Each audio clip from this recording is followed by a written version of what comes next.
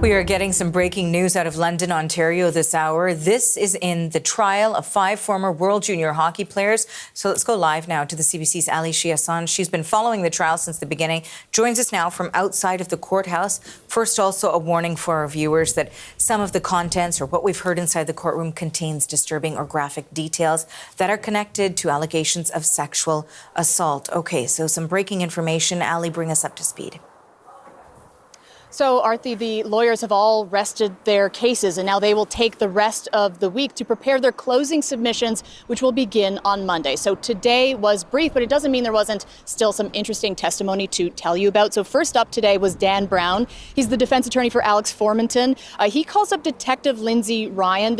She led the second investigation into this case, and that's the investigation that resulted in the charges against the 5 accused hockey players. And Dan Brown, he keeps it brief. He simply asks her if she did a full criminal background check on their client, Alex Formanton, and of course she did, and she said it resulted in nothing. He has a clean criminal record, and he chose to really end it there. That pretty much wraps their case. And then Carter Hart's lawyer did take the opportunity to ask a few questions of the detective on the stand, honing in on the difference in EM's demeanor in 2018, talking to police, and then years later.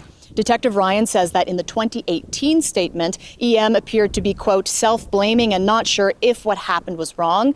She says in the meanwhile, in the Hockey Canada statement in 2022, she seems to, quote, understand how she felt and that what happened in that room was wrong.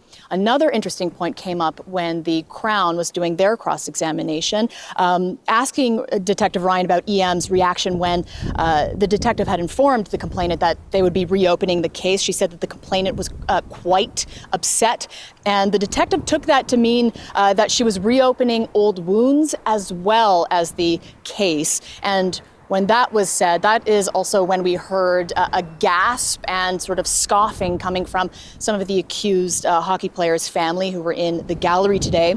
We were also waiting on whether Dylan Dubé or Cal Foote would testify like their co-accused Carter Hart did last week, but instead their counsel opted not to call any witnesses and rested their case. Actually, Foote's lawyer, Juliana Greenspan, said they are holding the Crown to their burden of proof and left it there. We will be back next week to hear those closing submissions.